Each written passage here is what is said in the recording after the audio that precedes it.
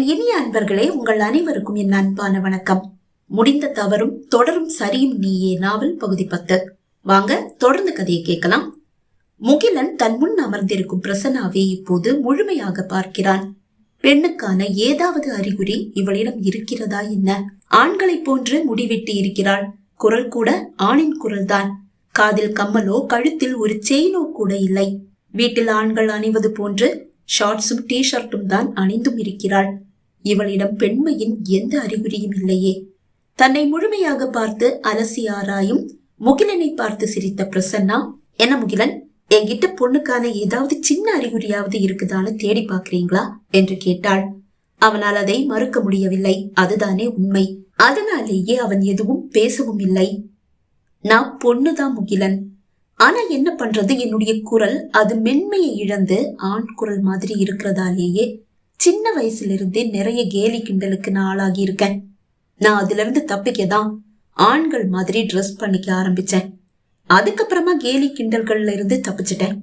என்னுடைய நிலைமையை புரிஞ்சுக்கிட்டு என்னுடைய டீச்சர்ஸ் கூட எனக்கு ரொம்ப சப்போர்ட்டா இருந்தாங்க. ஆண்களுடைய யூனிஃபார்ம் தான் நான் போட்டுட்டு ஸ்கூலுக்கு போனேன். அவங்க என்னை எதுவும் கேட்கல. இப்படியெல்லாம் நான் இருக்கிறதால பொண்ணுங்களுக்கான எந்த ஆசாபாசமும் எனக்கு இல்லைன்னு மட்டும் நினைச்சிடாதீங்க. எனக்கும் எல்லா பொண்ணுங்களுக்கும் இருக்கிற மாதிரி ஆசைகள், கனவுகள் எல்லாமே இருக்கு. ஒரு ஆம்பளைய கல்யாணம் பண்ணிக்கணும், அவன் கூட சந்தோஷமா வாழணும், இதெல்லாம் என்னுடைய ஆசையும் கூட தான். ஆனா ஆண் குரல் உள்ள ஒரு பொண்ண ஏதாவது ஒரு ஆம்பளை கல்யாணம் பண்ணிப்பானா? அதனாலேயே என் அப்பா அம்மா எனக்கு மாப்பிள்ளை பார்க்க ஆரம்பிக்கும் போது வர்ற மாப்பிள்ளை எல்லாம் என்னை பார்த்துட்டு பிடிச்சிருக்குன்னு சொல்லுவாங்க. ஆனா குரலை கேட்டதும் வந்த வழியா அப்படியே திரும்பி ஓடிடுவாங்க. எனக்கு கல்யாணமே நடக்காதுன்னு எனக்கே புரிஞ்சு போச்சு. அதுக்கப்புறமா நான் ஆம்பளை மாதிரியே நடக்க ஆரம்பிச்சுட்டேன். பைக் ஓட்ட கத்துக்கிட்டேன். ஒரு ஆம்பளை மாதிரியே வாழவும் ஆரம்பிச்சுட்டேன். ஆனாலும் என் மனசுக்குள்ள ஒரு பொண்ணு இப்பவும் இருக்கதான் செய்யறா. இந்த ஊர்ல இருக்கிறவங்களுக்கு மட்டும்தான் நான் ஒரு பொண்ணுன்னு தெரியும். வெளியூர்ல இருக்கிறவங்களுக்கெல்லாம் நான் ஒரு ஆம்பளை தான். என் பேரு பிரசன்னா. அது ஆம்பளைக்கும் பொம்பளைக்கும் வைக்கலாம். அது கூட எனக்கு வசதியா தான் இருக்கு. பாத்தீங்களா, என்னுடைய இந்த ஆம்பளை வேஷத்தை பார்த்துட்டு சில சமயங்கள்ல சில பெண்கள் வந்து காதலிக்கிறதா கூட சொன்னதுண்டு. அந்த நேரம் நான் வாய் விட்டு சிரிப்பேன். அவங்களுக்கு எதுவும் புரியாது. ஆனா அவங்களுக்கு எந்த பதிலும் சொல்றது இல்ல. பேசாம திரும்பி வந்துடுவேன். இப்படி எல்லாம் இருந்தாலும் நான் முழுக்க முழுக்க பொண்ணேதான். இதுக்கிடையில தான் ஆண்கள் தொல்லை தாங்க முடியாம ஒரு பாதுகாப்பு கேட்டு இனியா கை குழந்தையோட என்கிட்ட வந்தா. நான் பொண்ணுன்னு தெரிஞ்சேதான் என்னுடைய உதவியை கேட்டு வந்தா. நானும் நம்மால ஒரு பொண்ணு நிம்மதியா வாழ முடியும்னா வாழட்டுமேனு அவளுக்கு ஹெல்ப் பண்ணேன். எங்க ஊர்ல நாங்க 2 பேரும் பொண்ணுங்க. ஒருத்தருக்கு ஒருத்தர் உதவியா இருக்கோம். ஆனா ஊரை தாண்டி வெளியே போகும்போது இனியா என்னுடைய மனைவி ஆயிடுவா. உங்ககிட்ட கூட இனியாவை நான் என் மனைவின்னு தானே சொன்னேன். முகிலன் அமைதியாக அமர்ந்திருந்தான்.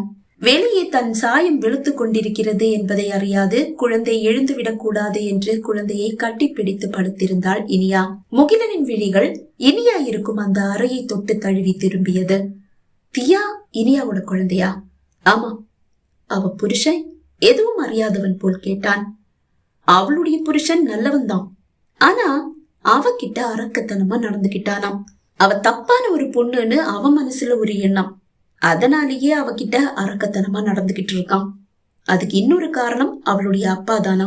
ஆனாலும் ஒரு பொண்ணுன்னு கூட பார்க்காம அவகிட்ட ரொம்ப மோசமா நடந்துகிட்ட அவளால மன்னிக்க முடியல. அதே மாதிரிதான் இனியாவுக்கும் அவன் மேல ஒரு தப்பான எண்ணம் இருந்திருக்கு. அதனாலேயே அவங்கிட்ட ரொம்ப கோபமா அவளும் நடந்திருக்கா. அதுவும் அவனுடைய கோபத்தை தூண்டி இருக்கு. ஆனாலும் அவ மேல எந்த தப்பும் இல்லைன்னு புரிஞ்சுக்கிட்டு அவளை தேடி அவ வீட்டுக்கே போயிருக்கான் அவளுடைய புருஷன். அவ அம்மா கூட அவ புருஷனுக்கு தான் சப்போர்ட் பண்ணி இருக்காங்க. ஆனா அவளால அவளுடைய புருஷனை ஏத்துக்க முடியல. என்கிட்ட அரக்கத்தனமா நடந்துகிட்டவன் கூட இன்னி என்னால வாழவே முடியாதுன்னு அவ உறுதியா சொல்லிட்டா. இதெல்லாம் விவாகரத்துக்கு அப்புறமா தான் நடந்திருக்கு. ஆனா அவங்க அம்மா, அவன் ரொம்ப நல்லவன், உன்னை தப்பா நினைச்சுதான் உன்கிட்ட அப்படி நடந்துகிட்டான். நீ கூட அவனை தப்பா நினைச்சுதானே அவன்கிட்ட கோபத்தை காட்டுன. அதுக்கு இது சரியா போச்சுன்னு சொல்லி அவன் கூட சேர்ந்து வாழற வழிய பாரு, அதுதான் உனக்கு பாதுகாப்புன்னு சொல்லி இருக்காங்க. அது அவளுக்கு சுத்தமா பிடிக்கல. அதனாலேயே அவ அவங்க அம்மாவுக்கு போன் பண்ணி பேசுறது கூட இல்ல. ஆனா மாசம் சரியா அவங்க அம்மா அக்கௌண்ட்டுக்கு காசை மட்டும் அனுப்பிடுவா. ஆனா என்ன, இங்க இருந்து அனுப்ப மாட்டா. பூனேல வேலை பாக்குற ஒரு பையன் மாசம் அவனுடைய மனைவியையும் அப்பா அம்மாவையும் பாத்துட்டு போறதுக்காக வருவான். அவன் திரும்பி போகும்போது அவன் கையில காசு கொடுத்து அங்க பூனேல இருந்து அவங்க அம்மா அக்கௌண்ட்டுக்கு காசு அனுப்ப சொல்லுவா. அதனாலயே அவ எங்க இருக்கான்னு அவங்க அம்மாவால இன்னைக்கு வரைக்கும் கண்டுபிடிக்க முடியல. அவங்க அம்மா அவ இருக்கிற இடத்த தெரிஞ்சுக்க கூடாதுன்னு இல்ல, அவ புருஷன் தெரிஞ்சுக்க கூடாது, அதுக்காக தான் இவ்வளவு கவனமா இருக்கா. முகிலனின் மனதில் என்னவென்று சொல்ல முடியாத ஒரு ஆனந்தம், மகிழ்ச்சியில் அவன் மனம் துள்ளி குதிக்க அவனால் சிரிப்பை அடக்க முடியவில்லை. சிரித்தே விட்டான். ஏன் சிரிக்கிறீங்க முகிலன்? இல்ல, இனியா அவ புருஷன் நல்லவன்னு சொல்லும் போது ஏன் அவனை பிரிஞ்சிருக்கணும்? அதுதான் 2 பேருக்கும் விவாகரத்து ஆயிடுச்சே. விவாகரத்து ஆனதுக்கு அப்புறமா தானே அவளுடைய புருஷனுக்கு அவளை பத்தி தெரிஞ்சிருக்கு. ஆனா விவாகரத்துக்கு முன்னாடியே இனியாவுக்கு அவ புருஷன் நல்லவன்னு தெரிஞ்சிருக்கு. அப்படி இருந்தும் அவனை ஏன் அவ விவாகரத்து செய்யணும்? உண்மையா அவ தெரிஞ்சுக்கிட்ட உடனே அவளுடைய புருஷனை சந்திச்சு பேசி இருக்கலாமே, அவளுடைய உண்மையான நிலையை எடுத்து சொல்லி இருக்கலாமே. இது எதுவுமே அவ பண்ணலையே. அவ புருஷன் மேல தப்பு சொல்ல முடியாது. உண்மை தெரியாம தான் அவளுக்கு அவன் விவாகரத்து கொடுத்திருக்கான். இனியா இப்படி நடந்துகிட்டதுக்கு என்ன அர்த்தம்னு எனக்கு புரியல. வேற என்ன, அவனை அவளால மன்னிக்க முடியல, அதுதான். சரி, அதை விடுங்க. நீங்க 2 பேரும் எத்தனை காலம் இப்படி வெளி உலகத்துக்கு புருஷன் பொண்டாட்டியா இருப்பீங்க? காலம் ஃபுல்லா இப்படியே வாழ்ந்துட உங்க 2 பேராலையும் முடியுமா? அது கண்டிப்பா முடியாதுதான் முகிலன். அதுதான் இப்ப ஒரு பெரிய சிக்கலாவும் இருக்கு. சிக்கலா? என்ன சிக்கல்? என் கூட ஸ்கூல்ல ஒன்னா படிச்ச போல்னு ஒரு பையன் இருந்தான். இப்ப அவன் ஜெர்மனில தான் இருக்கான். அவனுடைய அப்பா அம்மாவோட அங்கேயேதான் இருக்கான். அவனுக்கு ஒரு ஆக்சிடென்ட் ஆயிடுச்சு. அந்த ஆக்சிடென்ட்ல அவனுக்கு கழுத்துல பலத்தாடி, அந்த அடியில அவனுடைய ஆண் குரல் பெண் குரலா மாறிடுச்சு. அவங்க அப்பாவும் அம்மாவும் படுக்கையிலேயே விழுந்துட்டாங்க. அதுக்கப்புறமா தான் அவனுக்கு என்னுடைய நிலைமை புரிஞ்சிருக்கு. இதுல ஒரு ஆச்சரியம் என்னன்னா, ஸ்கூல்ல படிக்கும் போது என்ன அளவுக்கு அதிகமா கிண்டலும் கேலியும் பண்ணது அவன்தான். அதனாலேயே அவனுடைய குரல் அப்படி மாறினதும் என்னுடைய நிலைமையை பத்தி அவன் நல்லா டீப்பா யோசிச்சிருக்கான். என்ன கிண்டல் பண்ணதை நினைச்சு அவன் மனசுல ஒரு குற்ற உணர்ச்சி. அதுக்கு கண்டிப்பா பரிகாரம் செய்யணும்னு அவன் மனசுல தோணி இருக்கு. என் போன் நம்பரை எப்படியோ தேடி கண்டுபிடிச்சு எனக்கு போன் பண்ணி நான் உன்னை கல்யாணம் பண்ணிக்க ஆசைப்படுறேன்னு சொல்லி சொன்னான். ஒரு 2 மாசம் முன்னாடி, நீ ஜெர்மனி புறப்பட்டு வா, நான் உன்னை கல்யாணம் செஞ்சுக்கிறேன். அங்க இந்தியா வந்து என்னால உன்னை கல்யாணம் பண்ணி கூட்டிட்டு வர முடியாது, ஏன்னா அப்பா அம்மா ஆக்சிடென்ட்ல படுக்கையில விழுந்துட்டாங்க. நம்ம கல்யாணத்தை அவங்களும் பாக்கணும்னு ஆசைப்படுறாங்க. அவங்கள கூட்டிட்டு என்னால இந்தியா வர முடியாது.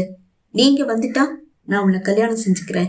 நான் ஜெர்மனி சிட்டிசன் தான், நீ சீக்கிரமா புறப்பட்டு வான்னு சொன்னான். எனக்கு கல்யாணமே நடக்காது, ஒரு பொண்ணு மாதிரி என்னால வாழவே முடியாதுன்னு நினைச்சிட்டு இருக்கும் போதுதான் அவனுடைய அந்த போன் கால். உண்மையிலேயே எனக்கு தலைகால் புரியல. அன்னைக்கு வரைக்கும் அவன் மேல இருந்த கோபம் அப்படியே காணாமலே போச்சு.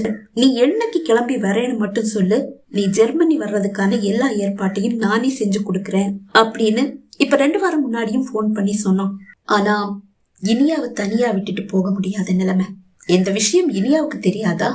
தெரியும். அவன் போன் பண்ணும் போதும் அவ பக்கத்துலதான் இருந்தா. நீ என்ன பத்தி நினைச்சு கவலைப்பட வேண்டிய அவசியமே இல்ல, நான் இங்க சேஃபா தான் இருப்பேன், நீ ஜெர்மனி கிளம்புற வழிய பாருன்னு சொல்றா.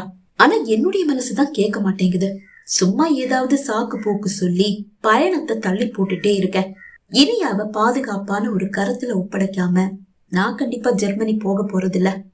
அம்மா, உன்னுடைய அப்பா அம்மா இருந்தாங்க, ஆனா இப்ப இல்ல. அப்பா அட்டாக்ல போயிட்டாங்க, அம்மாவுக்கு பிரெயின் டியூமர்.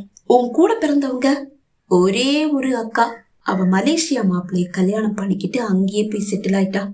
எப்பவாவது வருஷத்துல ஒரு தடவை இல்ல 2 வருஷத்துல ஒரு தடவை வந்து என்ன பாத்துட்டு போவா, அவ்வளவுதான். அதை விட்டா நான் அனாதைதான். இப்படி ஒரு நிலைமையில எனக்கு ஒரு குடும்பம் கிடைக்கும் போது என்னால அதை வேண்டான்னு வைக்கவும் முடியல. ஆனா இனியாவ தன்னந்தனியா இங்க விட்டுட்டு போகவும் முடியல. என்ன பண்றதுன்னு யோசிச்சு தவிச்சுட்டே இருக்கேன். அப்படின்னா பிரசன்னா, நீங்க யோசிச்சு டைமை வேஸ்ட் பண்ண வேண்டிய அவசியமே இல்ல. இனியாவ என்கிட்ட ஒப்படைச்சிட்டு நீங்க உடனே ஜெர்மனி புறப்படுங்க. வாட்? புரியாமலும் அவன் சொன்னது பிடிக்காமலும் கோபமாக பிரசன்னா கேட்டாள். ஐ மீன், என்னுடைய மனைவியையும் குழந்தையையும் என்கிட்ட பத்திரமா ஒப்படைச்சிட்டு நீங்க சந்தோஷமா ஜெர்மனி புறப்படுங்கன்னு சொன்னேன். வாட்? இப்போது மகிழ்ச்சியோடு கேட்டாள் பிரசன்னா. எஸ் பிரசன்னா, அந்த நல்லவனான இனியா கிட்ட மட்டும் அரக்கத்தனமா நடந்துகிட்ட அவளுடைய புருஷன் அது நானே. உண்மையாவா? எஸ். ஏதோ தெரியாம நடந்த தவறுக்கு அவகிட்ட மன்னிப்பு கேட்டு அவளை திரும்பவும் என்னுடைய மனைவி ஆக்கிக்க ரொம்ப ஆசையா இன்னைக்கு வரைக்கும் அவளுக்காக காத்திருக்கேன். அது தெரிஞ்சிருந்தும் அவ என்கிட்ட சிக்காம இப்படி கண்ணாமூச்சி ஆட்டம் ஆடிட்டு இருக்கா. ஏதோ என் மேல இருக்கிற கோபத்துல என்ன தண்டிக்கிறதா நினைச்சு அவ அவளையே தண்டிச்சிட்டு இருக்கா. நான் செஞ்ச தப்புக்கு நானும் பரிகாரம் செய்ய துடிச்சிட்டு தான் இருக்கேன். அவன் பேச பேச பிரசன்னாவின் முகத்தில் மகிழ்ச்சி துள்ளி விளையாடியது. அவகிட்ட நான் எவ்வளவு கொடூரமா நடந்துகிட்டேனோ அதை விட ஒரு 1000 மடங்கு அவகிட்ட பாசமா நடந்துக்கணும்னு நான் ரொம்ப ஆசையா காத்துட்டு இருக்கேன். கேட்கும் போதே ரொம்ப சந்தோஷமா இருக்கு. நடந்த எதையும் அறியாது தியா நன்றாக உறங்கிவிட்டதும் எழுந்து ஹாலுக்கு வந்த இனியா பிரசன்னா அருகில் வந்து அமர்ந்தாள். இனியா முன்பு இப்படி பிரசன்னா அருகில் நெருக்கமாக அமர்ந்ததே இல்லை. இன்றுதான் முதன்முறை காலையும் இதோ இப்போதும் இப்படி வந்து அமர்கிறாள். இது முகிலனை கடுப்பேற்ற என்பது பிரசன்னாவுக்கு இப்போதுதான் புரிந்தது. இது கூட ஒரு வகையான காதலா இருக்குமோ? அவளுக்கு சந்தேகம். மெல்லிய ஒரு புன்னகையோடு அமர்ந்திருந்தான் முகிலன். இனியா, தியா தூங்கிட்டாளா? தூங்கிட்டா பிரசன்னா. சரி, எனக்கு வெளியே கொஞ்சம் வேலை இருக்கு, நான் போயிட்டு வந்துடவா? தன் சாயம் வெளுத்து விட்டது என்பதை அறியாதவள் சரி போயிட்டு வந்துடு என்றாள். பிரசன்னா டீப்போ மீது இருந்த பைக்கு கீயை எடுத்துக்கொண்டு முகிலனை பார்த்து ஏதோ கஞ்சாடை செய்துவிட்டு சென்றாள். பகுதி 10 நிறைவடைந்தது. பகுதி 11 உங்களை சந்திக்கும் வரை விடைபெறுகிறேன். நன்றி, வணக்கம்.